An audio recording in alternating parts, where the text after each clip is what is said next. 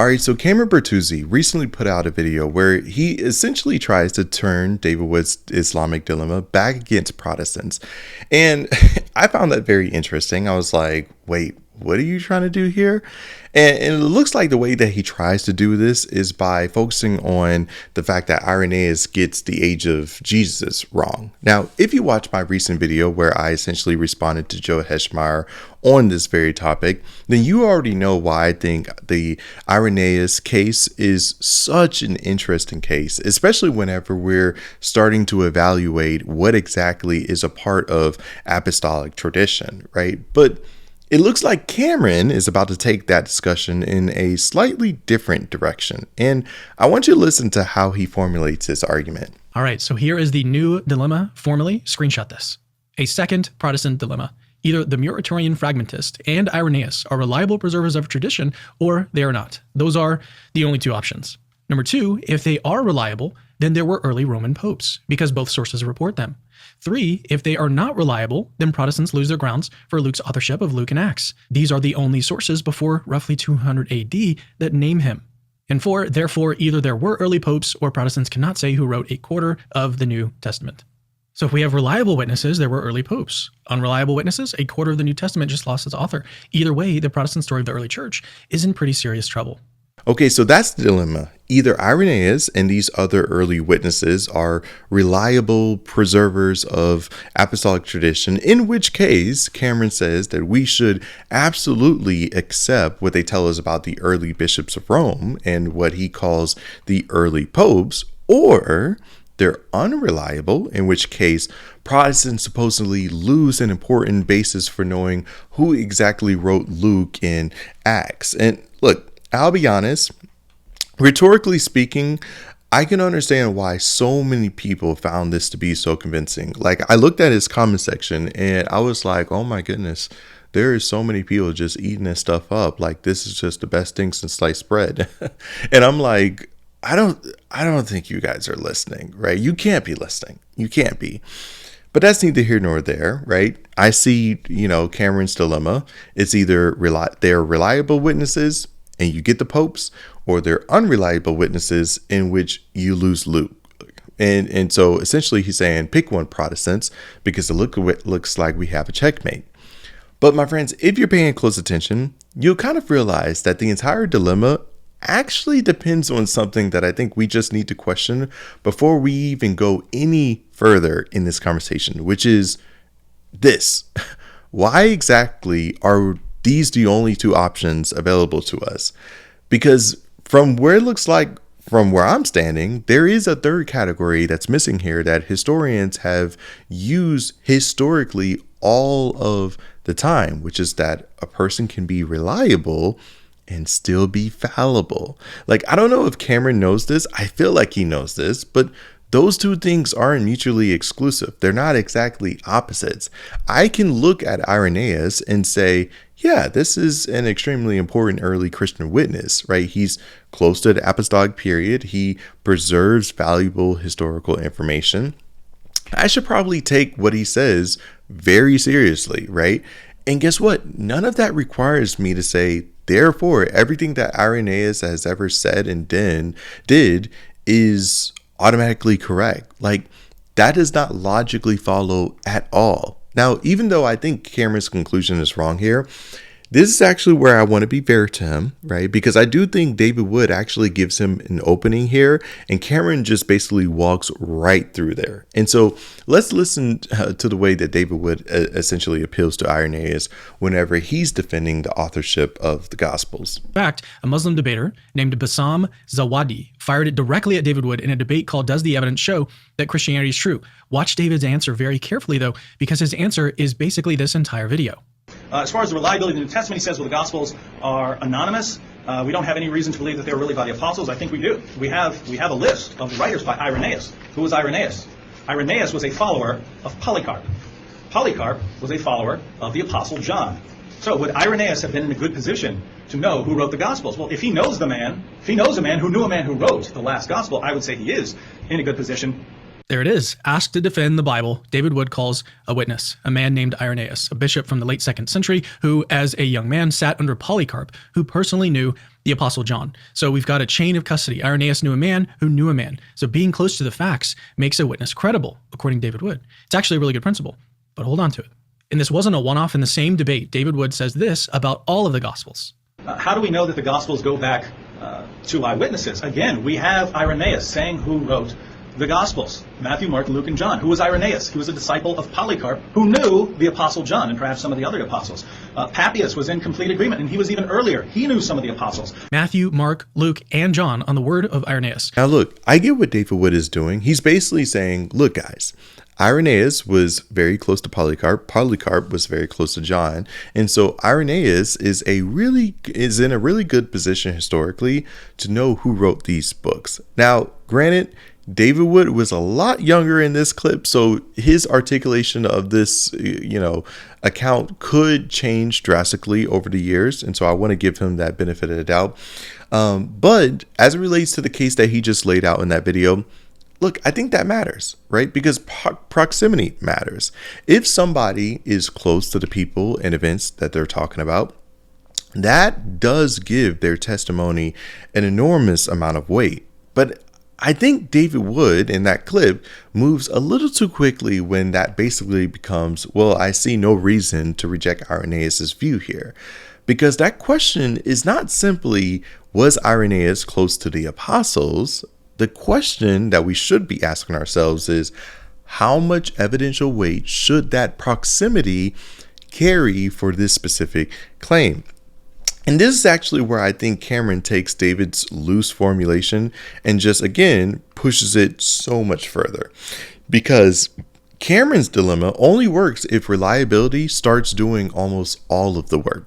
And that's why the question I keep coming back to is this, especially as it relates to Joe Heschmar in my previous video and now Cameron in this video, which is that, Cameron, what exactly are you defending here? Is it Irenaeus' reliability, in which we're like, okay, or is it Irenaeus' supposed infallibility? Because if all you mean is that, hey guys, Irenaeus is very reliable historical witness, then guess what? I'm here.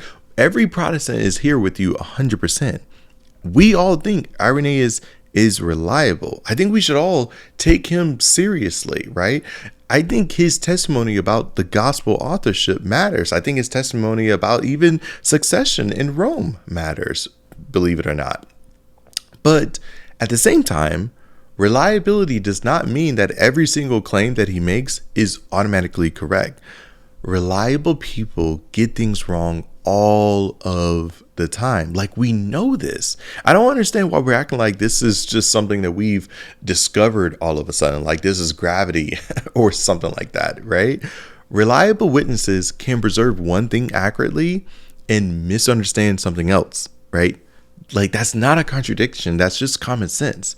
And I feel like Cameron knows this is common sense. But for whatever reason, he's trying to close off what I think is actually the most obvious response to his dilemma. Remember whose rules we're playing by. We know this from Irenaeus, we know it from Papias, we know from the writings of the other early church fathers, we know it from Paul. Everyone agrees that these are the teachings of the early apostles, and you say that's no evidence. Okay, if that's the standard of proof you're demanding, we're about to debate Islam in a little while, and I don't want to hear one word. I don't want to hear one word about anything Muhammad did, because I can use the same sort of strategy. The same sort of strategy. Couldn't have put it better. Door number one. Door one, Irenaeus is reliable about authorship, gospel authorship, but just not about the bishops and the Church of Rome. Trust him about Luke, distrust him about Linus. Keep the testimony that helps you, toss the testimony that hurts you. From the same witness, about the same era, on the subject he was in a better position to know. There's actually a David Wood clip about people who claim a source of support while only accepting the parts that agree with him.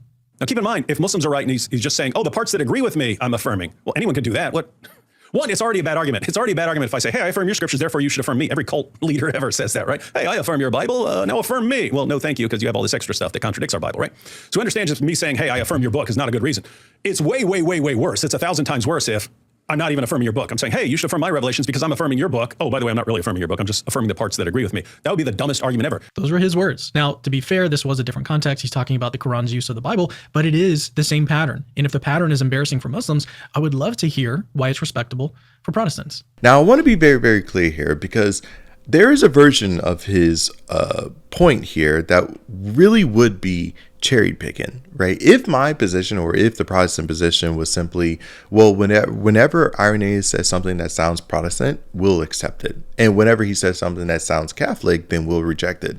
Then yeah, that's bad reasoning. That is cherry picking. That's stupid. I don't want Protestants doing that. I don't want Catholics doing that. I don't want Orthodox doing that. I don't want anybody to do that. But at the same time, I think I need Cameron to recognize that that is not the same thing as evaluating individual claims according to the evidence supporting those claims. Like, those are two totally different things. Again, the question that we should all be asking should not simply be, do we trust Irenaeus? Just point blank, yes or no, right? That's too simplistic. Rather, it should be, why do I trust Irenaeus on this specific point that we're raising, right? Because just because he's the same witness does not mean that he gives us the same type of evidence, right? Irenaeus saying Luke wrote Luke is one historical claim. Okay, we evaluate that. Irenaeus giving us a succession list for Rome is another historical claim. We evaluate that. Irenaeus describing Rome as having some kind of preeminent authority is yet another claim. We evaluate that. And then saying that all of that establishes the later Roman papacy is another claim still, which we have to, as you guessed it, evaluate. But my friends, you cannot just bundle all of those claims together and say, well, it's the same witness, and so if you accept one, you have to accept them all.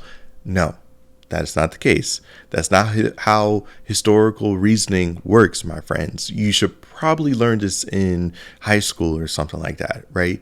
You still have to ask what evidence support each claim and what conclusion that evidence actually gets you to. And this is where I think Cameron's accusation of cherry picking starts to become too broad, because if evaluating individual propositions is now considered cherry picking, then Cameron, I need you to understand that that means every human historian on earth is guilty of cherry picking, because that is literally what historians do. They don't simply ask, hey, is this person reliable? Yes or no? No, that is not what historians do. And then they just press a button where every sentence from that person becomes true or false. No, right? Too simplistic. Rather, what a good historian is going to ask, right, and it's the same criterion for a church historian, is that they're going to ask, what is this source claiming here? How close are they to the event? What other evidence do we have? Is this independently corroborated? Is there conflicting testimony? What kind of claim is being made here, right? This is what good historians do. And that is not selective skepticism. That's simply discernment. And this is where I think Cameron starts moving way too quickly, because once he gets to Irenaeus' comments about Rome, he essentially starts to use language like early popes as if that conclusion has already been established. But the famous passage for our purposes is his masterwork against heresies. Irenaeus says the churches can prove their teaching goes back to the apostles by listing the bishops the apostles themselves appointed. And out of every church on earth, he picks one as his showcase. Very interesting. Quote, the very great, the very ancient, and universally known church founded and organized at Rome by the two most glorious apostles, Peter and Paul. End quote.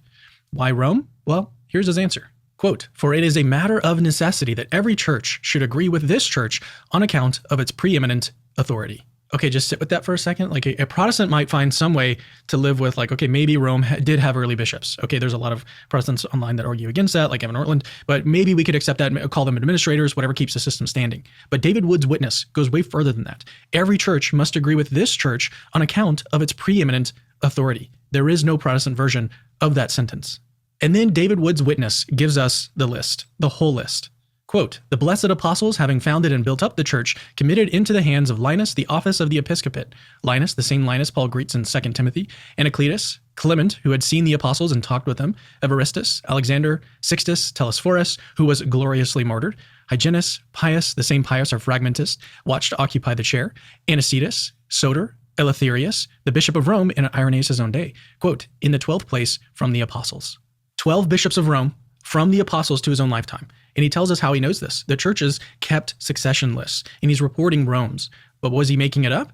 He wasn't the only one keeping track. A generation earlier, a church historian named Hegesippus traveled to Rome and compiled the succession list himself down to Bishop Anicetus. And where his list survives, the names match. Irenaeus is exactly same city, same records, same names. Now, do you remember David Wood's principle? Being close to the facts makes a witness credible. Irenaeus knows a man who knew a man, so he's in a good position on the Gospels. Apply that same principle to the popes. On the popes, Irenaeus isn't relying on a man who knew a man. He knew these men. He wrote to them. He visited their city. He read their records. So which is actually easier to know, the name of whoever wrote an unassigned book 120 years before your time, or the name of the bishop you just wrote to? By David Wood's own standards, his witness, Irenaeus, is in a better position on the popes than on the naming of the Gospels. Now, I'm actually willing to grant Cameron quite a bit of room here. Let's say that Irenaeus gives us an early succession list for the church at Rome. Fine. I'll grant you that. Let's say Rome was extremely important in the 2nd century. Fine, I'll grant you that too. Let's even say Irenaeus gives Rome some kind of preeminent authority that Protestants need to take very, very seriously historically. Okay, cool. We'll grant you that. But my friends, riddle me this, okay? What exactly have we established? Because if by Pope, Cameron simply means that there was maybe a single bishop of Rome at that particular time, then I'm not sure what the Protestant is supposed to be panicking about. It's like, okay, sure, we can grant you that, right? That's actually a much more modest claim when you come to think about it. But if by Pope, Cameron means that, what Rome later claims about the papal offices and the universal jurisdiction and a unique Petrine office continuing in the Bishop of Rome specifically, and doctrinal indefectibility and papal infallibility under certain conditions, of course. Well, now, Cameron, you have a lot more work to do, because none of that gets you there, right? You don't get all of that by merely showing me that Irenaeus had a list of Roman bishops. You don't get Vatican I just because you found Linus, right? There are arguments that needs to be made in between those two things. And this is exactly what I mean when I keep saying that there are no shortcuts in these types of conversations, my friends. You cannot establish a smaller historical claim and then quietly import a much larger theological conclusion onto it, right? You can't do that, right? If you won't allow Protestants or even Orthodox to do that, then you can't do that either. If Cameron wants to argue that Irenaeus' view of Rome actually amounts to the later Roman doctrine of the papacy, then guess what? Make that argument. Show the steps. But don't just switch the vocabulary from Bishop of Rome to Vatican I type Pope and act like the entire question has now been settled. It hasn't, right?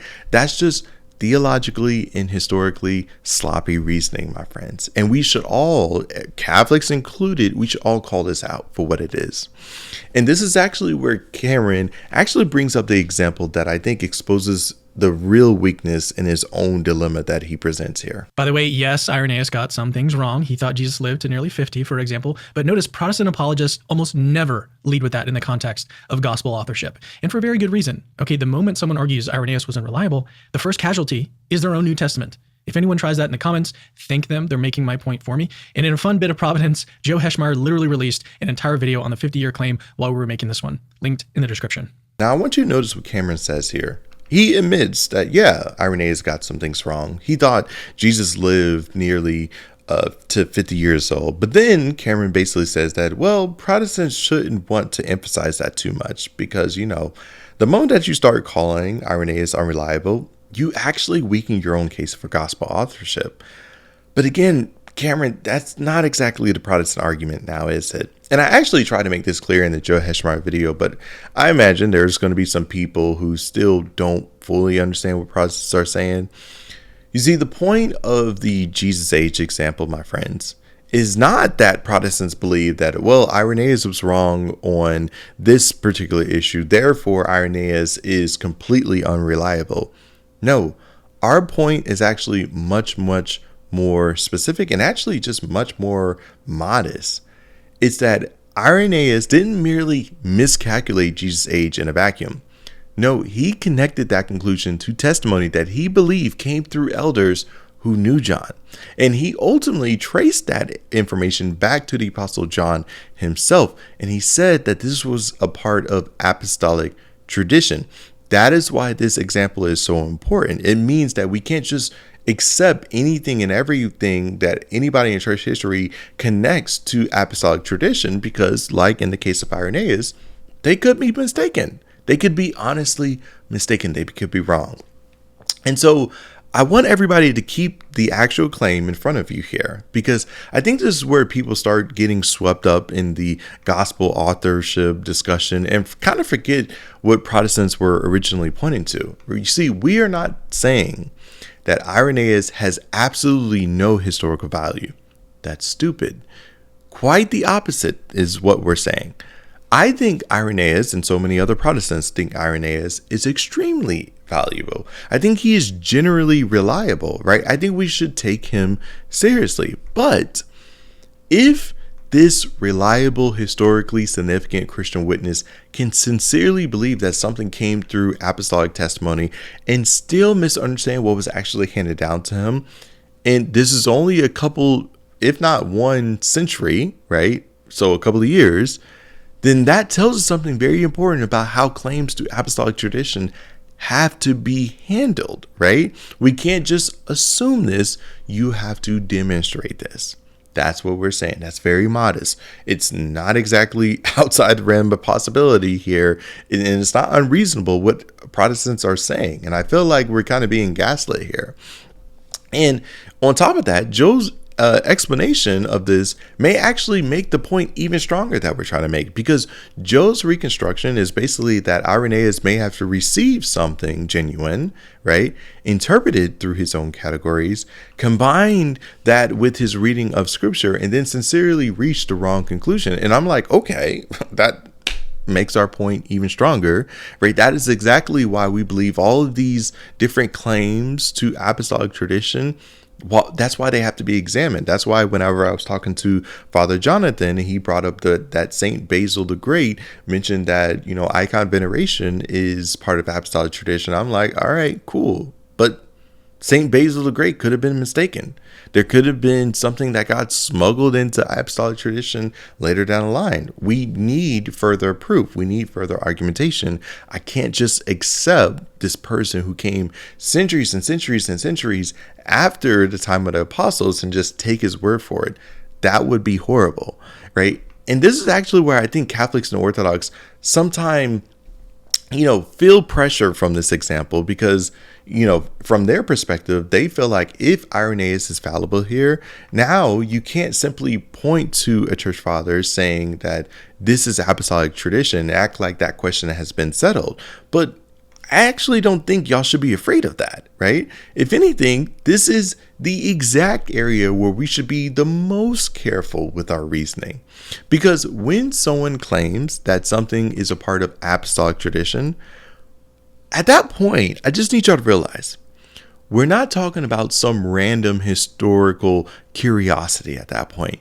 You are claiming, that person is claiming, that this ultimately belongs to divine revelation, that this ultimately came from God himself through the apostles, and that Christians are therefore bound in some sense to receive it.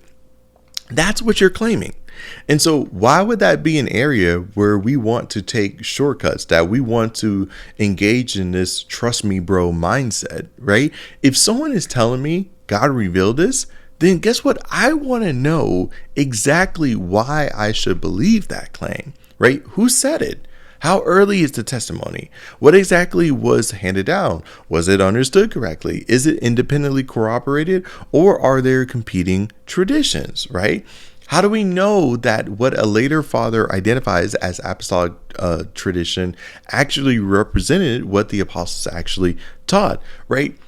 All of these questions are not, meant to be disrespectful, right? Or meant to cast aspersion of tradition. If anything, they're meant to show the respect for the type of seriousness of the claim that's actually being made, right?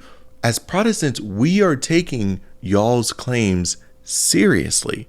We're just saying that the data that you're presenting isn't matching the level of claim that you're bringing forward to us.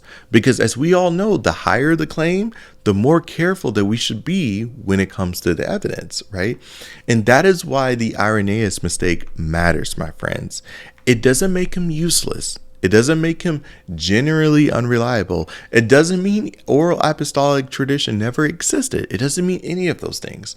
It means that a reliable person can still sincerely misunderstand something that he believed had apostolic roots. That is the category Cameron's dilemma keeps leaving out over and over and over again, and I don't know why. It's reliable, but fallible. And I think once you recognize that category, there is no crisis, right, for us Protestants that we have to somehow pick up the pieces to. There is no dilemma, right? I can believe Irenaeus gives us an important evidence for the gospel authorship, and I can believe he gives us important evidence for early Roman succession. I can believe his comments about Rome, deserving serious historical attention. And I can still insist that every one of those claims have to be examined according to the evidence supporting that particular claim. That is not inconsistency, my friends. That is simply what careful discernment requires.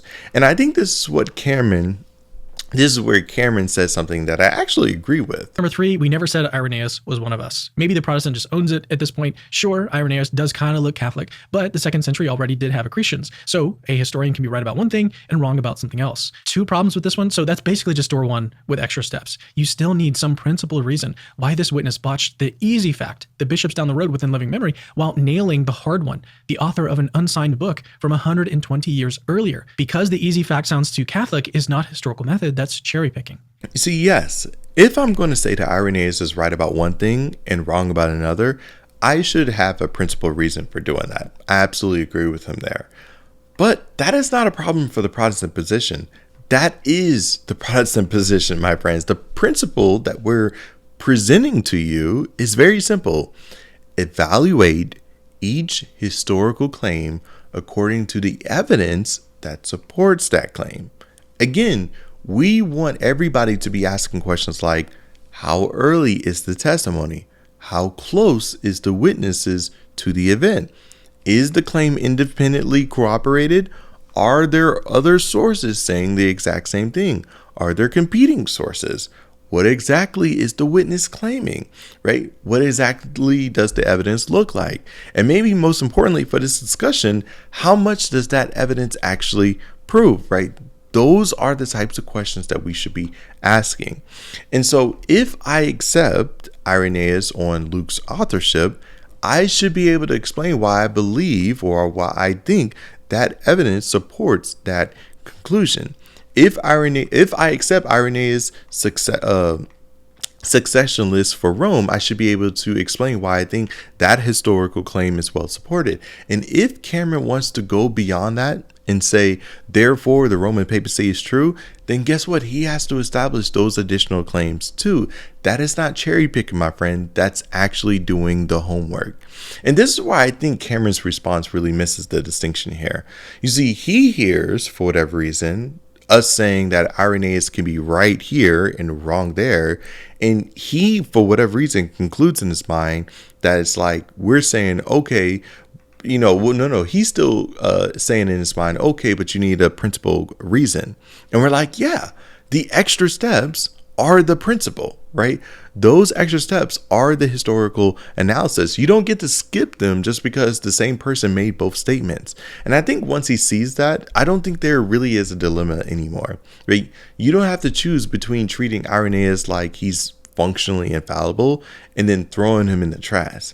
You can do what every historian has done throughout human history and what you should be doing, even as you're evaluating church history, and you can take him seriously, you can weigh his testimony, you can pair it with the rest of the evidence that you have, and then you can make a reasonable judgment about the particular claim in front of you. And this is really the bigger thing that I want people to take away from this video. You see, there are no shortcuts in these conversations. And this actually brings me to what I feel like is a very common trend of what I'm noticing with Cameron. You see, some of you have probably been following Cameron for a while now. I know I've, followed him for, I want to say 2-3 years now, right? And you probably remember when he was working through his conversion with Rome and he was thinking about the papacy. And if you remember, he used the Bayesian analysis to essentially assign different levels of probability to the evidence for and against the papacy. Now, there's nothing inherently wrong with Bayesian reasoning. The problem is that a probability calculation cannot do the exegetical work for you. That was my gripe with it. If Matthew chapter 16 does not teach papal infallibility, does not even insinuate papal infallibility, then assigning it certain evidential weight does not suddenly make it teach or even hint at papal infallibility, right? That's my problem with it.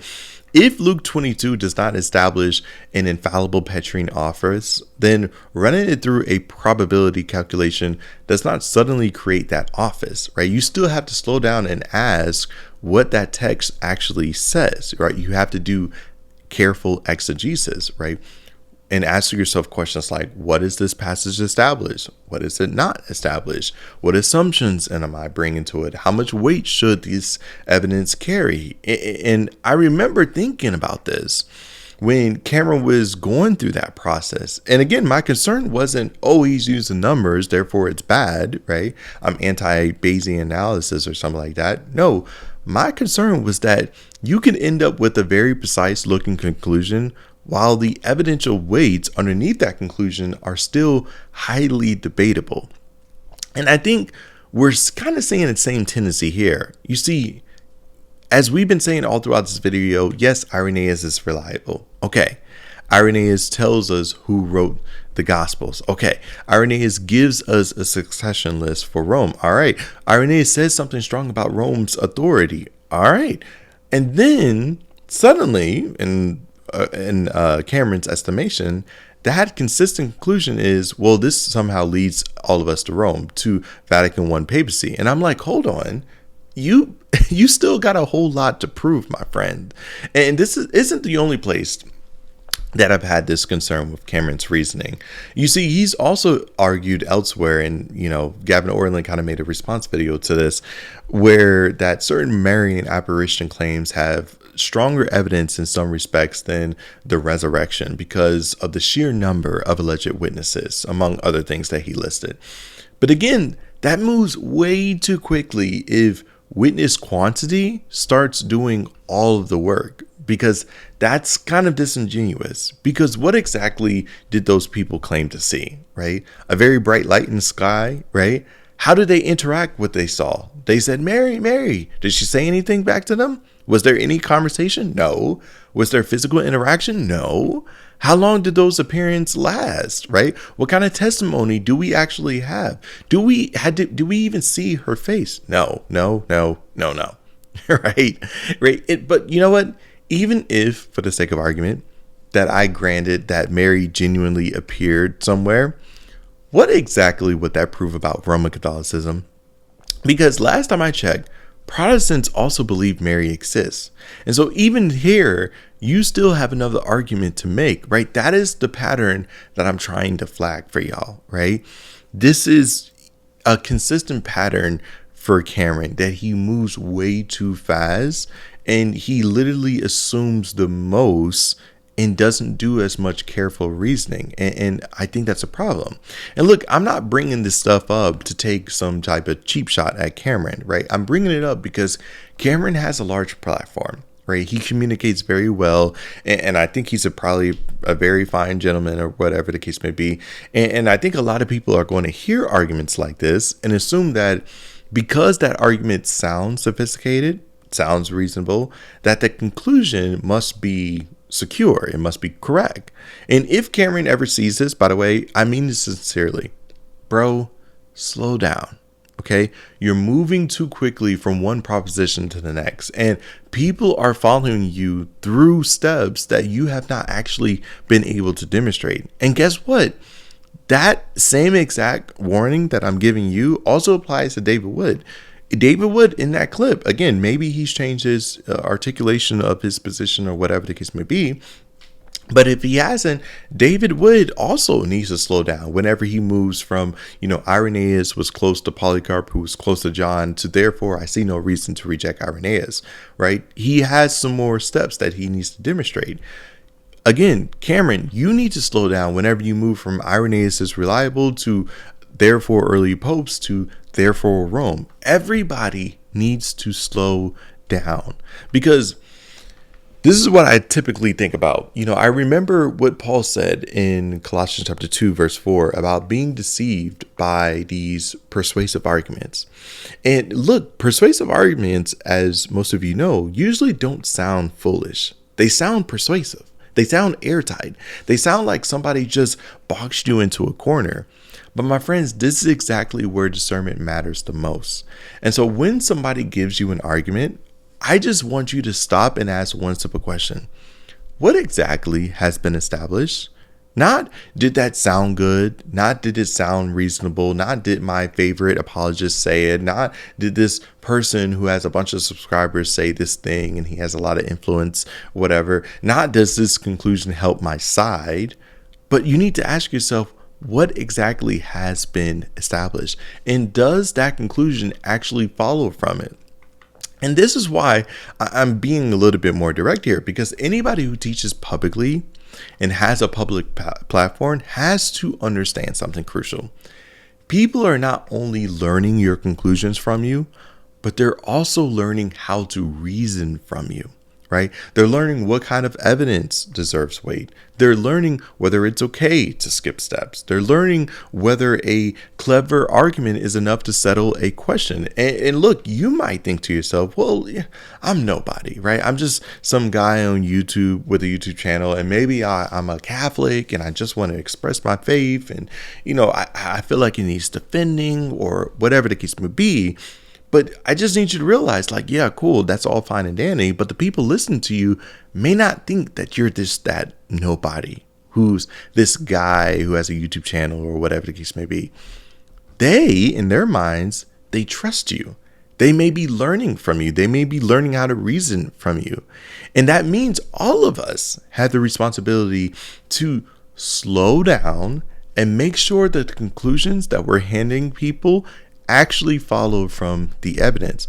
Look, we're not going to get it all the ways right, but if you get enough stuff wrong and people are calling you out for it, that is probably a good indicator that you need to slow down. And look, that applies to Cameron, that applies to David, that even applies to me, right?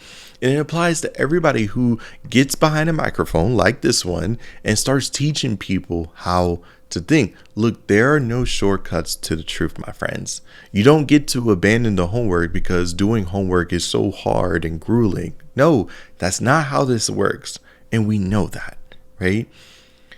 But all right, guys, look, that's the video. If you enjoyed this video, please do me a favor, like, share, subscribe, do all that good stuff. That really does help that channel out a lot. And until next time, guys, peace.